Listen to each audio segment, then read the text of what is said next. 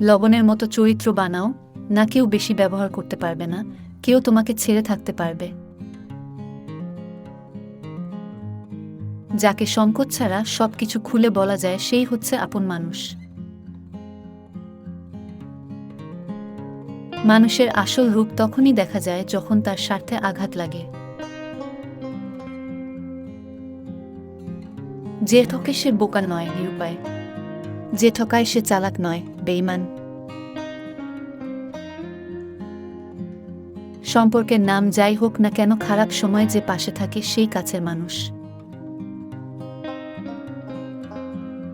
সব সময় মেনে নেওয়া আর মানিয়ে নেবার চাইতে অনেক সময় চুপ করে একাকিত্ব বরণ করে নেওয়াই শ্রেয়। সব জায়গায় কথা বলতে নেই, কিছু জায়গায় চুপ করে থাকলে নিজের গুরুত্ব বাড়ে। পথ চলার সঙ্গী সুন্দর না হলেও চলবে, কিন্তু বিশ্বাসী হতে হয়। জীবনে অল্প মানুষ থাকুক, কিন্তু প্রিয় মানুষ থাকুক। সবসময় সত্যের সাথে থাকার চেষ্টা করো, এতে যদি একা থাকতে হয় তাই ভালো। একা থাকতে তারাই পছন্দ করে যারা মানুষ চিনতে শিখে গেছে।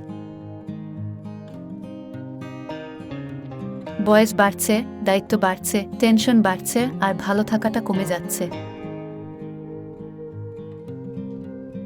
কাউকে নিয়ে সমালোচনা করাটা যতটা সহজ, তার জায়গায় দাঁড়িয়ে পরিস্থিতি বোঝাটা ঠিক ততটাই কঠিন। মনের মধ্যে অশান্তি থাকলে কোনো ওষুধে কাজ করে না। ধৈর্য ধরো, কঠিন সময় চিরস্থায়ী নয়, সময়ের পরিবর্তন হবেই।